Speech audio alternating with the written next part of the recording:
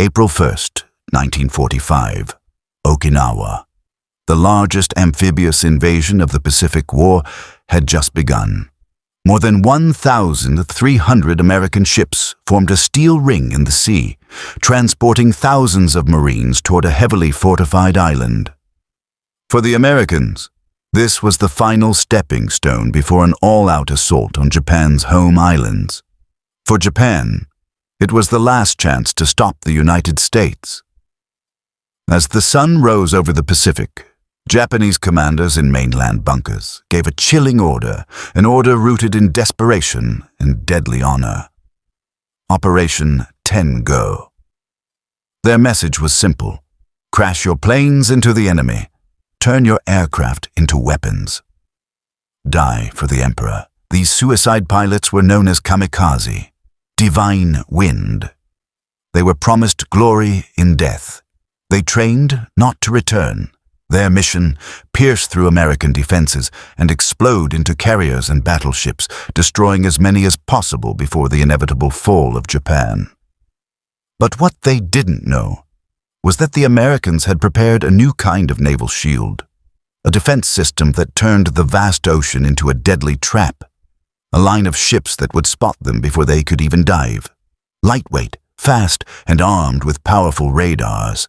The U.S. Navy called them radar Picket destroyers.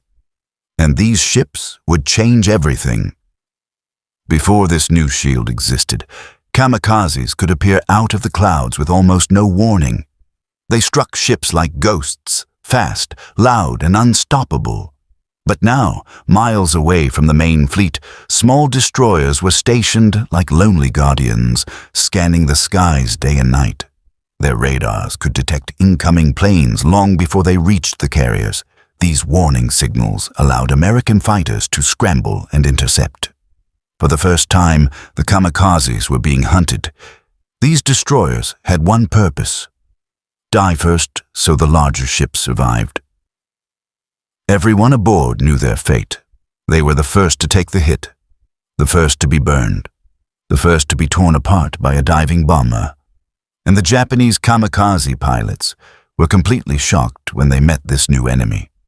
Thousands of Japanese aircraft began their suicidal march. Some were young students barely trained, others were experienced pilots who volunteered, believing death in battle was better than watching Japan crumble. Each of them carried a final letter in his pocket, a farewell to family, a whisper to be remembered. Their planes were loaded with massive bombs, sometimes 250 kilograms, sometimes more.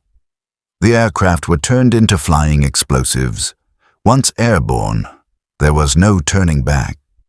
As they approached Okinawa, they expected to find massive carriers first, floating cities filled with American warplanes. But instead, they saw tiny destroyers far ahead of the bigger fleet. At first, the kamikazes thought this was a victory.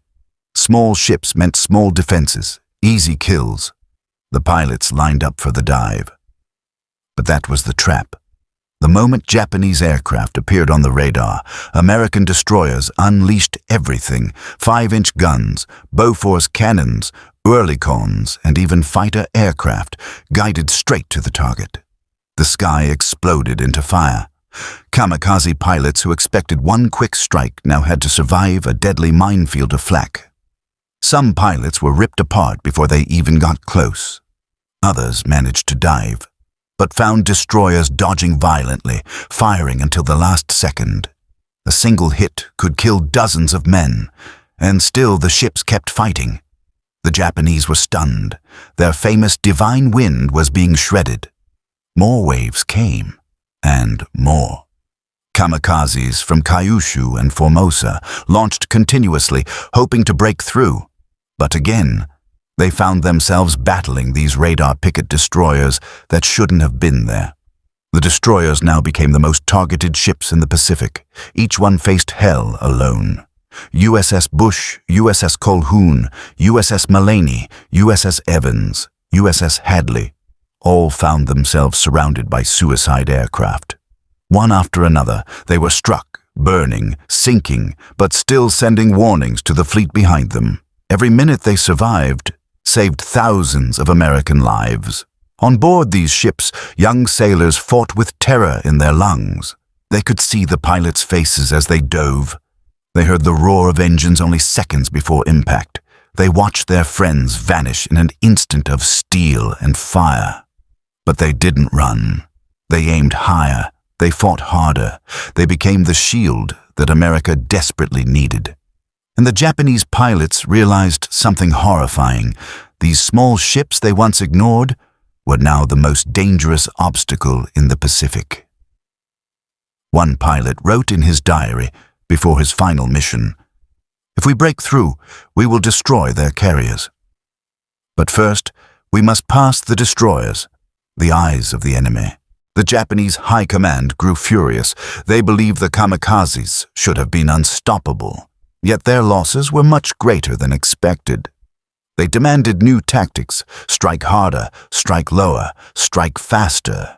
Some pilots were told to come in just above the waves, hoping to appear too late for radar. But the destroyers adapted.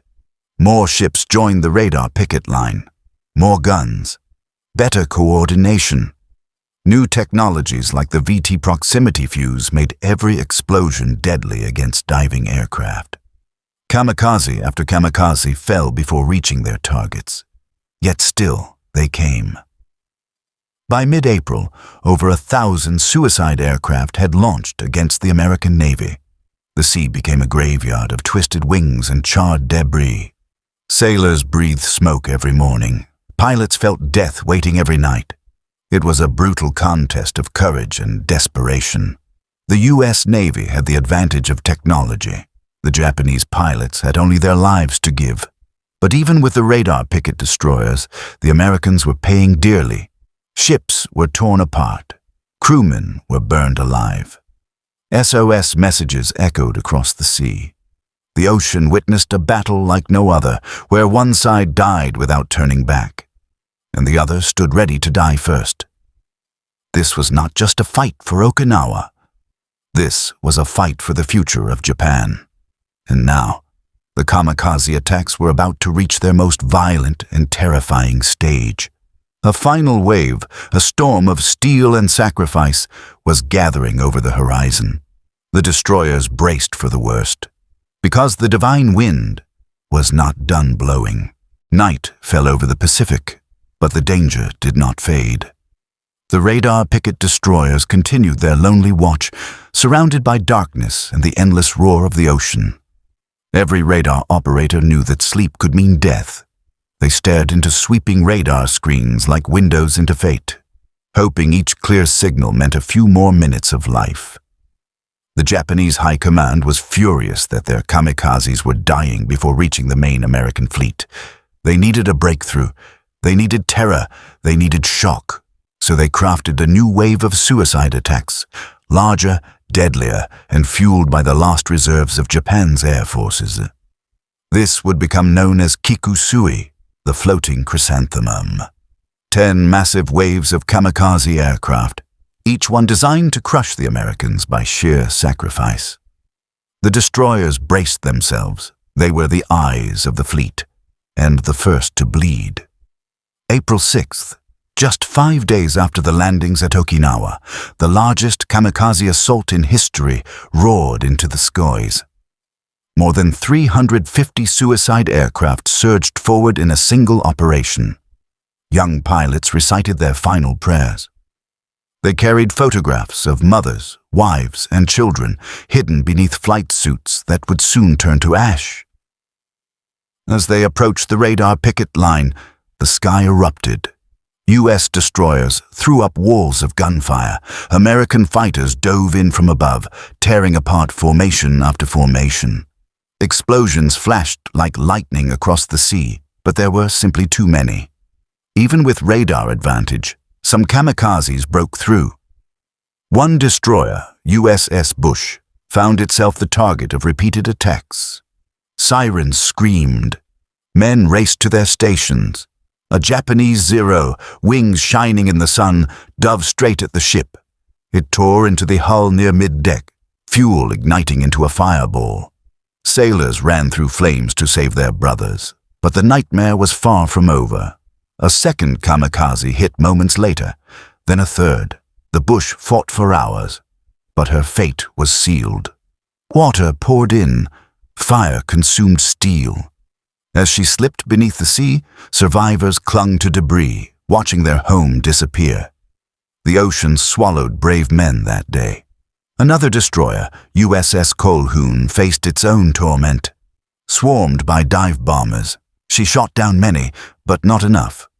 One kamikaze crashed into the bridge, killing officers instantly. The deck was soaked with burning fuel. Even then, the crew kept firing, but a final deadly hit tore her apart. The sea turned black with smoke. Sailors screamed for help.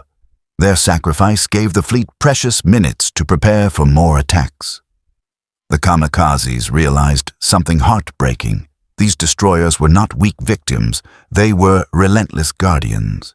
Every time a plane struck, the ship still fought back. Every explosion was answered with more gunfire. Japanese pilots who once believed death would bring instant victory now saw that even in flames, the destroyers refused to die easily. May arrived, and with it, even more ferocious attacks. USS Evans and USS Hadley became legends of survival. On May 11th, they fought a storm of suicide bombers. The sky darkened with enemy wings.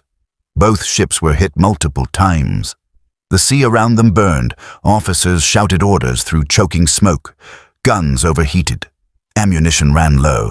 Yet when waves of kamikaze came screaming down, the destroyers answered with every last bullet. USS Hadley alone shot down more than 20 enemy aircraft, an unmatched display of courage and firepower. But heroism carries a price. Fire engulfed the ship. Her deck was littered with wounded. Yet she remained afloat, scarred but unbroken. Japanese pilots were astonished. These destroyers, small and isolated, should have fallen quickly. Instead, they fought like trapped warriors, refusing surrender. But the radar Picket ships were paying an unimaginable cost. Over time, more than 30 U.S. destroyers were sunk or heavily damaged. Thousands of sailors were killed or wounded. Every ship on the picket line lived through hell. Men who survived described kamikaze attacks as facing death with eyes open. You could see the pilot inside the cockpit as the plane dove. You could see his determination. You could see his fear. And then, in a blinding blast, he was gone. Despite the terror, despite the losses, the radar Picket destroyers did their job. They saved carriers, battleships, and troop transports behind them. Without this defense, the American invasion of Okinawa might have turned into a catastrophic defeat. Meanwhile, the kamikaze pilots faced their own tragedy. They had been told their sacrifice would save Japan, but with every failed assault, they realized the truth. Technology was overpowering bravery. Radar, proximity fuses, coordinated fighter screens. These innovations made suicide missions less effective every day. The kamikazes were running out of aircraft, running out of fuel, running out of trained pilots. Many who launched never even reached the ocean, shot down by American fighters before they saw a single ship. Even when a plane struck a destroyer, it no longer felt like victory. The Americans kept coming. More ships replaced the fallen. More sailors stepped forward. Japan was fighting a battle it could no longer win. But still, they refused to surrender. Every destroyed radar Picket ship cost the U.S. dearly. And the admirals knew this. They recognized the extreme bravery shown by those guarding the edge of the fleet. Those ships became known as the fleet's lifeguards. Their crewmen were called heroes long before the battle ended. June 1945. The kamikaze threat was collapsing. Japan's fuel reserves were almost gone. Airfields were burning. Pilots were now young teenagers with barely any training, sent to die because no one else was left. And yet, the radar Picket destroyers stayed at their stations. They would be the last to stand watch. On June 22nd, the Battle of Okinawa finally ended. The island was secured at a cost so great the world wept. Over 100,000 Japanese soldiers died. More than 12,000 American lives were lost. Civilians suffered beyond imagination, and the seas surrounding Okinawa were forever haunted by the spirits of fallen pilots and drowned sailors. But the Americans had done what they came to do. Now the road to Japan's homeland was open. The final chapter of the war was approaching, and everyone knew, if the fight continued on Japanese soil, the cost would be far worse. The Kamikazes had failed to stop the inevitable. Months later, when the war finally ended after the atomic bombings of Hiroshima and Nagasaki, surviving Kamikaze pilots returned home in silence, haunted by memories of friends who never came back. They had believed in a divine wind that would save Japan. Instead, they discovered that courage alone cannot defeat technology and strategy. The U.S. radar Picket destroyers became symbols of sacrifice. Their sailors protected thousands of lives, knowing every day might be their last. They watched death come from the sky, and they faced it without turning away. In the end, both sides showed unbelievable courage. But history remembers this truth. The Kamikazes expected an easy path to glory. Instead, they found America's most dangerous shield waiting for them. A shield made of steel, bravery, and radar. A shield that turned suicide missions into hopeless gambles. A shield that saved a fleet and helped bring the Pacific War to its final, desperate chapter.